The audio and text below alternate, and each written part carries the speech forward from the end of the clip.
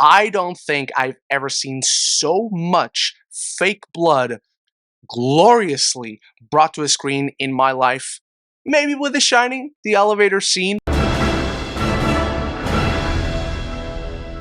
Welcome back, horror fans, to my review of, and I never thought I'd say this, one of my most anticipated films of the year, Evil Dead Rise.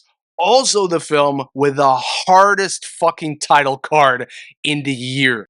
Believe me, this is a twisted tale of two estranged sisters who find an ancient book giving birth to bloodthirsty demons who begin to run amok in a Los Angeles apartment building, thrusting them into a primal battle for survival as they face the most nightmarish version of family imaginable.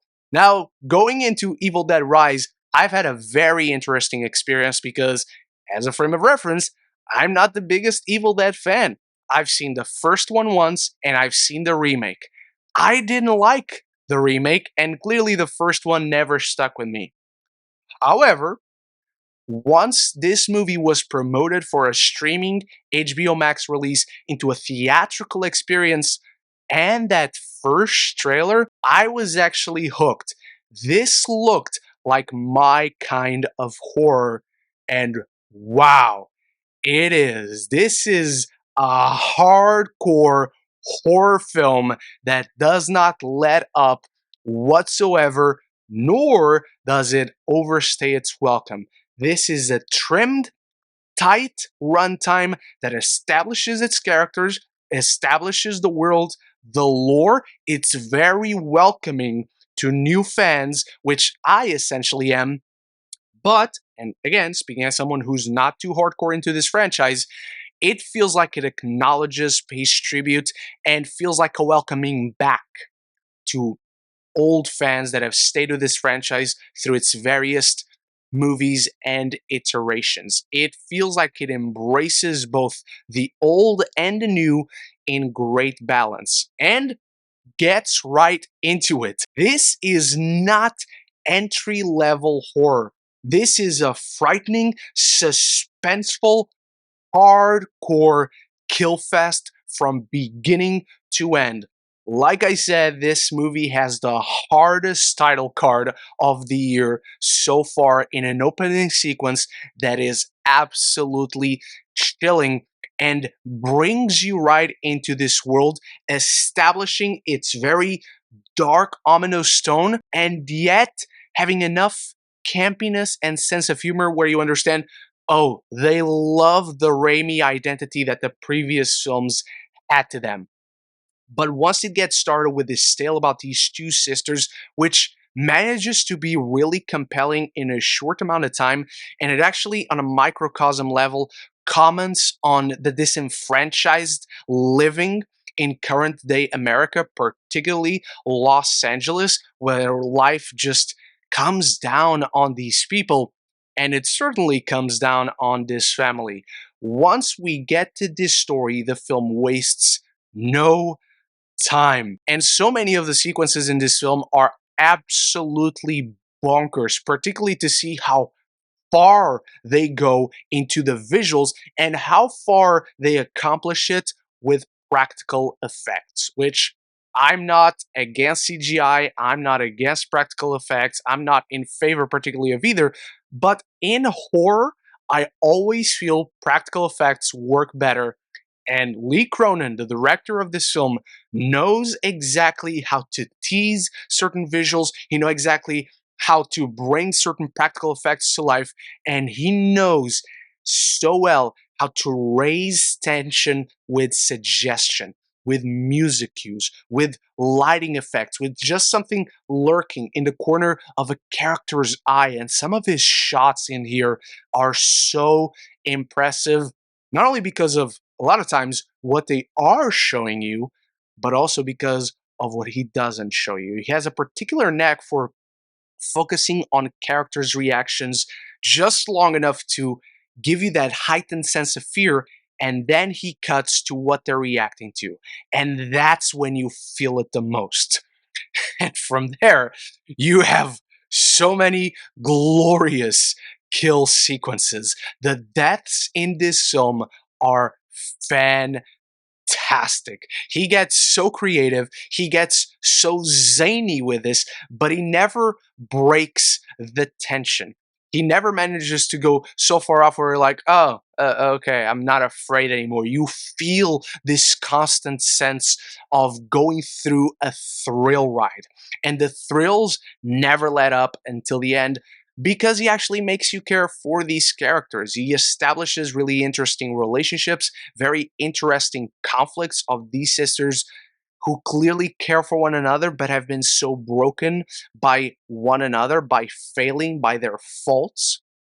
And so you see them fighting for it, and it actually becomes really compelling. Not to get in the way of the kills. That's where we're in this one. The kills are so good. There's a particular sequence where you're just seeing what's happening through one of those eye holes in a door. And it strikes, like I said, this perfect balance of showing you incredible kills on screen, really gnarly stuff, and then just suggesting it through sound. The sound design in this film is spectacular. The way you hear bones crunching and blood splattering, and many other things that I never expected this film to do. And speaking of blood, this film has gallons of blood. I don't think I've ever seen so much fake blood gloriously brought to a screen in my life. Maybe with The Shining, the elevator scene. Apart from that, there's so much blood from the halfway point of this film, the midpoint, where you just get to that moment where, oh shit, stakes are raised, there's no going back now. And from then on, blood, blood, blood, blood, and more blood. And I was living it up. I was relishing each droplet of blood, each kill in this film. And the script is really tight and compact too. One of the things I always admire in a film is the use of minimal or single locations to enhance whatever the themes or even the genre in a story are. This film is set in one floor of an apartment building. So you have a family, essentially 5 characters, and you have these other smaller players in the story. And director Lee Cronin knows exactly how to bring this script to life where it never gets boring. Because the runtime is so tight, he always finds interesting ways to maintain the tension and elevate the tension. And he doesn't stick around on one level for too long. Just when it's about to break, just when it's about to, oh, it might become monotonous, he raises it up in interesting levels, be it through the relationship and what happens to dismantle it, what happens to dismantling this family, or kills, blood, gore, practical effects, fright brought to life on screen very effectively. What really is so great about how far Evil Dead Rise goes and the kind of horror that it offers is that it ticks all the boxes. It is intense, it is violent, it is unsettling, and it is downright creepy at points. So you get all these different levels of horror playing around with each other. And so it's just a really fun experience, and you can't imagine how fun it was to make. Really, the creativity on full display with the aesthetics from a visual standpoint. Again, the sound design, I cannot speak highly enough of. I cannot sing enough of its praises. It plays on all these different layers of horror, of really bringing a genre full on to life on screen. I was really just surprised throughout the whole runtime, even compared to how far the film goes throughout the runtime and really what it does in its climax. It's nuts in the absolute best way. That said, there are some moments where instead of practical, and for obvious reasons, the film goes CG with certain elements of the story. And while you understand why certain things are brought to life through CG, you notice it because this just isn't the biggest budgeted film. Also, some performances feel inconsistent. I really love our two leads in this film. I really love the little girl in this film. The rest of the performances managed to be good to inconsistent. There really isn't anything specific to point out, and I don't really like bashing on actors, but there are performances in here, certain lines of dialogue that feel a bit too expository, that feel a bit out of nowhere, and there are small, really small story threads that feel like they're just hanging by the end of the film. All the important beats are met, all the fantastic kills you want from an Evil Dead film are here. This is, from the ones I've seen, this is easily my favorite Evil Dead film because of its tone, of its commitment to its violence, and its commitment to so much practical glory. Scream 6 from around a month ago, and now Evil Dead Rise are certainly raising the bar. Again, this is not entry-level horror. This is hardcore shit. Not quite Terrifier 2, but honestly not that far off when I really think about it.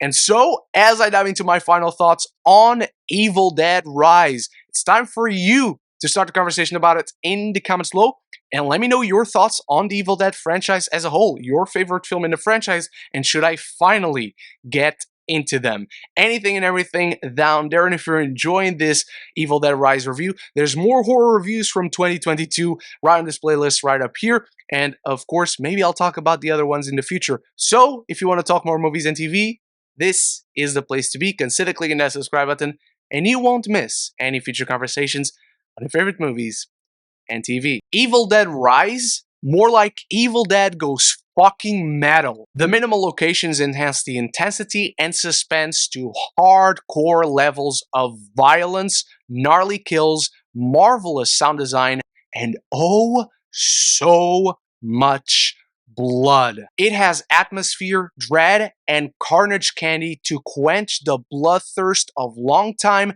and new fans alike. I'm giving Evil Dead Rise a B+. Thank you so much for watching, Evil Dead fans. I cannot believe this is one of my favorite films of the year. I'm shocked, so I can't wait to know your thoughts on it. And big shout out to my channel members for always supporting the channel. I'll be back very soon, so until then, love each other and love the movies.